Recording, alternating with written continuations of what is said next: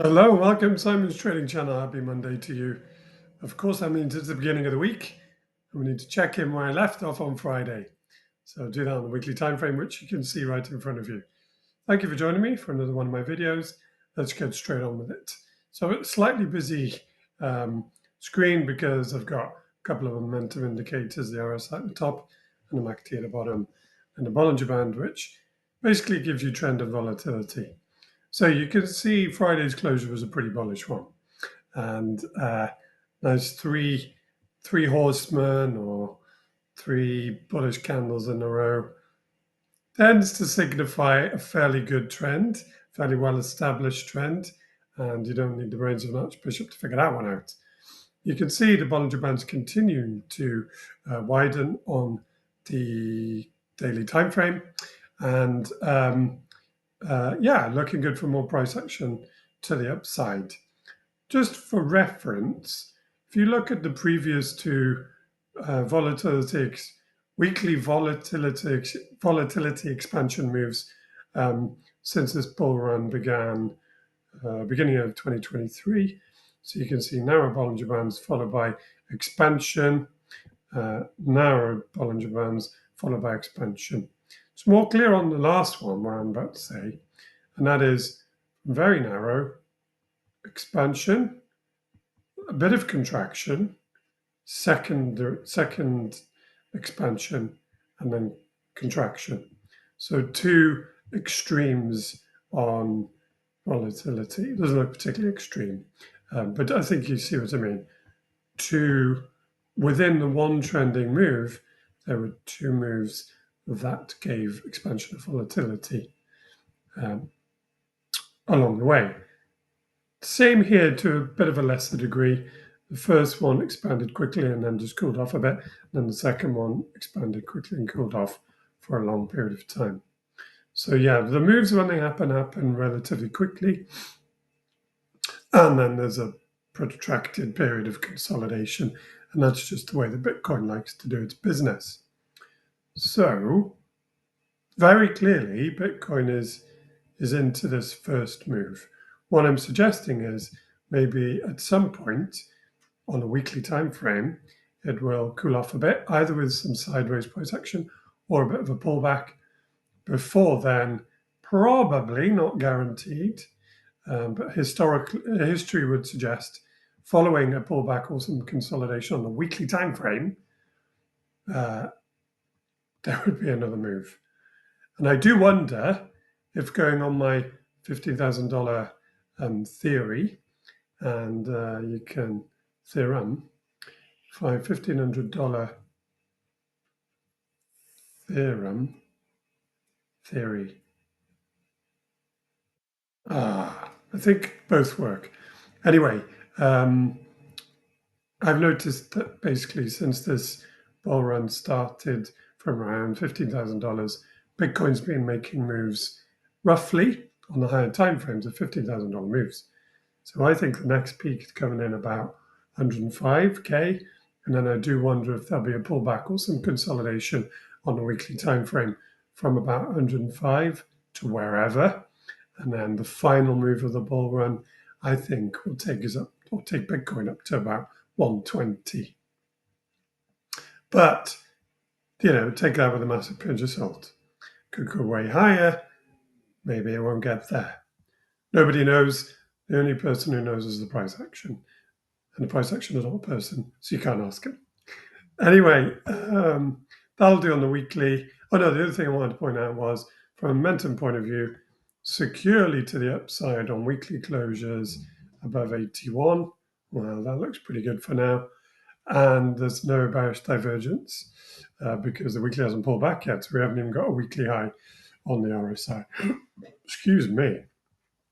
Okay, jumping down to the daily time frame, you can see that there's a potential for some bearish divergence on a daily time frame if this becomes a top. Now, it is consolidating. You can see the Bollinger Bands are cooling off on a daily time frame, so there is some cooling of volatility. Now, if prices go sideways, that's not really, it's not really a top, right? Or a high. A high is defined by the price action that follows being lower than it. This is a high because the price action pulls back. This is a high because the price action pulls back. This is a high, blah de blah, right? This it's not on a daily time frame. It's not really high in my eyes. And I know people would argue it is, but on the low time frames, still not. On the low time frames, there's a whole load of price action here. But on the daily time frames, still not massively convinced. However, just as 2 points of reference, when you reference the RSI between here and here, there is potential for some bearish divergence. So it's, this move is mature, let's say, on the daily time frame. Midpoint of the Bollinger Band's coming in basically around this consolidation area here, around probably somewhere between the midpoint of the Bollinger Band's 88, 250, but the support resistance level is somewhere between 80 and 90. No, 85 and 90, something like that. And you can see that momentum on the 4 hour to go back green, or to turn back green in color, the MACD needs to, or price action needs to close back above 99.5, which is a couple of $1,000s away from at the moment. Remember, that's on a daily time frame. There's still 10 hours to go before this one closes. Now the 4 hour. So the 4 hour has kind of gone sideways. Now, you could say that's a pullback. Yeah, and it did pull back a little bit. But it's basically a cooling of volatility with a narrowing of the Bollinger Bands and then sideways price action. That was kind of on the cards. So if you look at this move up here, you could see on the RSI, up until this point, there was a steady building momentum. Then momentum's cooled off, even though the price was moving up. And so there was definitely some bearish divergence on the 4 hour time frame, which may have already been borne out through this small pullback and then sideways consolidation. You can see the 4 hour MACD. It's getting close-ish to the zero line, and for those of you who don't know, that's what I use as my momentum pivot. So momentum is still to the upside, clearly, so is trend. But it's getting closer to the zero line, and it's going to continue falling unless Bitcoin can close 4 hour timeframes back above basically 98.5. No? Yes, 98.5.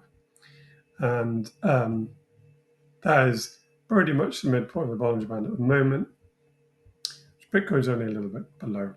But you can see this is just, so since Friday, effectively over the weekend, it was just sideways price action with a bit of a pullback, and then narrowing the Bollinger Bands, setting themselves up for another volatile move, which could be to the upside or the downside. At the moment, because price action is below the midpoint of the Bollinger Band on the 4 hour time frame, I would, if volatility expands, and it can only do that with closures back below 965, I would expect the next 4 hour move to be to the downside. I just would. There's an obvious support resistance level coming in on a 4 hour time frame, 93.5. So who knows, maybe that happens first before another upside move. And clearly if price action is to prove that theory wrong, then it would need to firstly close the 4 hour time frame back above 98, sort of 250, which is midpoint of the Bollinger Band, and then live in the top half of the Bollinger Band, which, if then volatility expansion occurred, would make it more likely for an upside price action move. So, yeah, there we are. Those are my thoughts for today. I hope you've enjoyed the video. If you have, please like and subscribe, and join me tomorrow for Tuesday and we'll see if it's just gone sideways in a nice, boring fashion or if something a bit more exciting happens today. Take care. See you tomorrow.